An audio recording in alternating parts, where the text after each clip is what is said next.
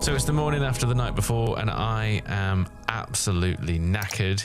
I've had about 2 hours sleep, but I have to say, what an incredible night or morning or whatever you want to say. A few weeks ago, I made a video telling you how nobody cared about this tournament going into the start of it. And I still stand by what I said. I still uphold a lot of what I said in that video because it's not been an easy tournament to fall in love with. The hydration breaks, let's call them what they are, the commercial breaks, is still baffling to me. Football should not be a game of 4 quarters, it's a game of 2 halves. The refereeing decisions have been, well, inconsistent at best and, well, farcical at worst. The kickoff times have made it particularly impossible to watch the majority of the games. I normally watch everything, you know, the group stage, the knockouts, everything, but it's just been impossible this time around because of the you know, kickoff times being all over the place, 5 a.m.s, 1 a.m.s, 10 o'clock at night, 8 o'clock at night, 5 in the afternoon.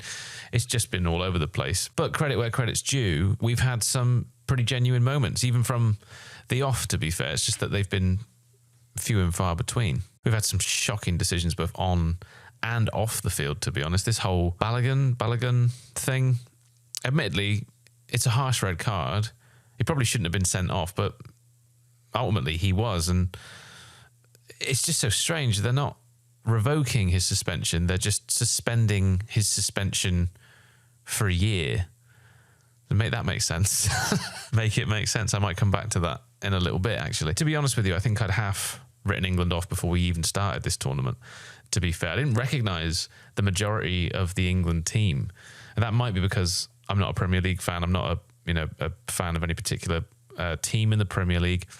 I'm a Argyle fan, so my focus is always on, you know, wherever Argyle's at. It should be in the Championship, but, you know, League One again this year. So that might be why I didn't recognise them. But that was just another reason that I think I wasn't able to get into the tournament leading into it. And I was thinking that, you know, maybe we would just do what we normally do. We'd stumble through the group stage, we'd get maybe, you know, 1 knockout game under our belt, and then we'd be on the plane home. And to be honest, the way we started the tournament, I felt vindicated on that. I thought, you know, that's going to be our trajectory. We've been sluggish. We've been mostly negative, to be honest. I think we've played negative football. It's been quite boring to watch, most of it.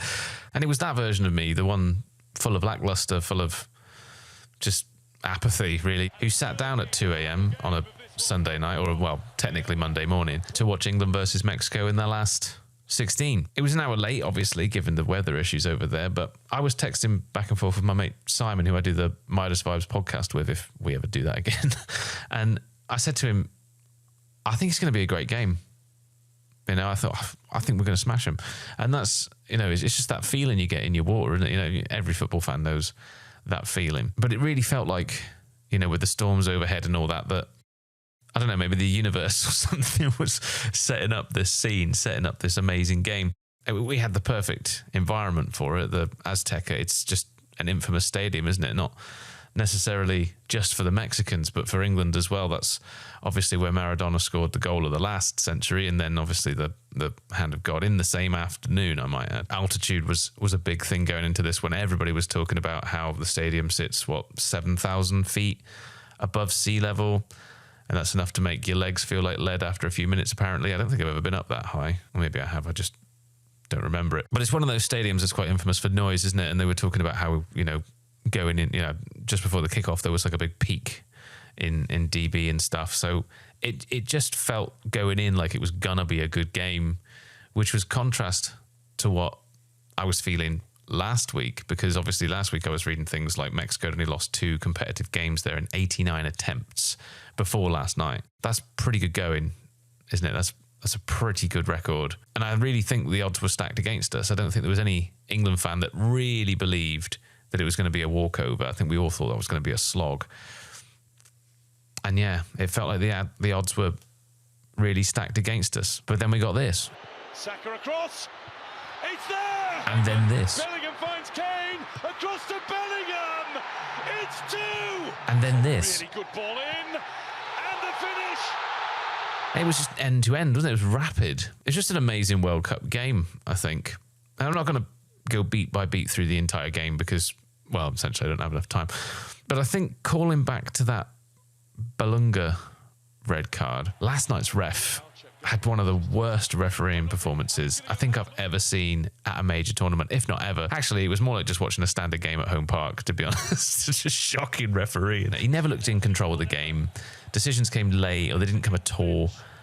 And that red, I think, was a harsh one. It's a harsh one to defend, but it's also a harsh one to not defend as well. Do you know what I mean? Because, you know, you can see that there was clear contact from Kwanzaa. He clearly, you know, went through his man, but he definitely didn't intend to go in that high either. You know, he misjudged it, he mistimed it, and basically landed on top of the ball. So that, yeah, it is a clear foul, but clearly not with intention. So you could argue, all right, yeah, slightly different circumstances to Balogun, and you'd be right to do that. But this is the precedent that FIFA has now set, isn't it? So, you know, is Kwanzaa going to have his red card suspended for a year now?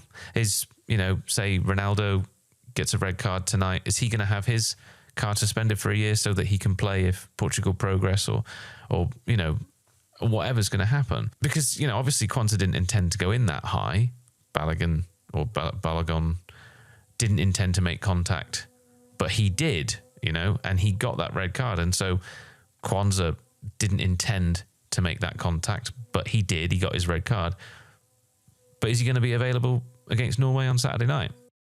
This is what corruption does to sport, isn't it? And to anything else, to be honest. It calls into question the integrity of individuals and institutions.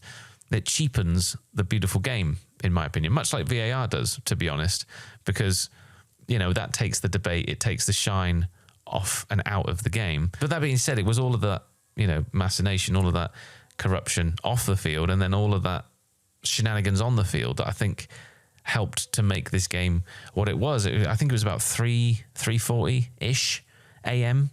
on a Monday night, technically, Sunday morning. The family was in bed. It was just me and the two blokes I could hear about 5 or 6 streets over that were roaring at every goal and every decision. You know, England on the defensive with 10 men in a knockout game.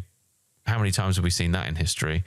But it was at that moment, you know, the goals, the cards, the cheating, the bad ref, the Mexicans getting every decision, and yet England stood outnumbered in a foreign land. Again, how many times have we seen that over the years as well? It was at that point that it hit me and that I got that World Cup feeling. The one that, you know, I said in that last video I made that I was lacking. And it was incredible. You know, Mexico were great. The atmosphere was great. It was tense. It was joyful. It was everything that the World Cup should be, and finally was, I think, in this tournament. And it all hit me. Like I say, that World Cup feeling, it hit me. And I'm so overjoyed. All right, I'm tired, so I'm not really selling it at this minute, but I'm so overjoyed to feel that way again. And so, yeah, Haaland and co in the next one, bring it on. I think it's a game that England can win. I think we can win it. But what we've got to remember is that they've just given us one of the greatest World Cup moments of all time as well. So England definitely can win it, I think. And I think we certainly earned the right to play with pride after last night. I don't think we should fear them, but we definitely shouldn't underestimate them as well. After all, you know, they are giant killers. Brazil have been shocking, really, this World Cup. They haven't really been Brazil, have they? They haven't really showed up at all. I haven't been impressed by them for a long time, really, to be honest.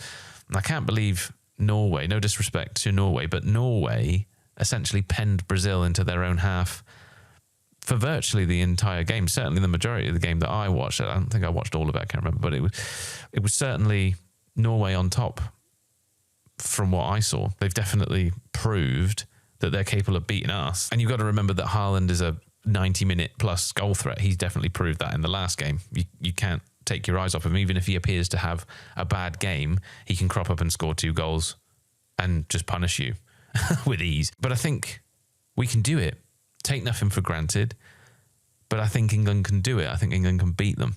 So on that note, thank you very much for watching. I hope you're as buzzing after last night at time of recording as I am, despite the tiredness. And I think it was genuinely one of the greatest England performances that I've ever watched, at least live. I mean, not the greatest, because nothing will ever beat 5-1 against Germany, but it was definitely up there. So let me know in the comments where you'd rank it. I was absolutely overwhelmed by how many of you tuned into my last video on the World Cup and shared my feelings, to be honest, about, you know, the state of football, not just this World Cup, but the state of football at large. I said in that video that I'd pretty much lost it. I pretty much lost that feeling, that connection with the national team and top flight football in general, to be honest, going into this World Cup. And the World Cup itself had become something that I thought that I couldn't connect with anymore. And yeah, there are still problems, but I don't think I feel that way 100% anymore.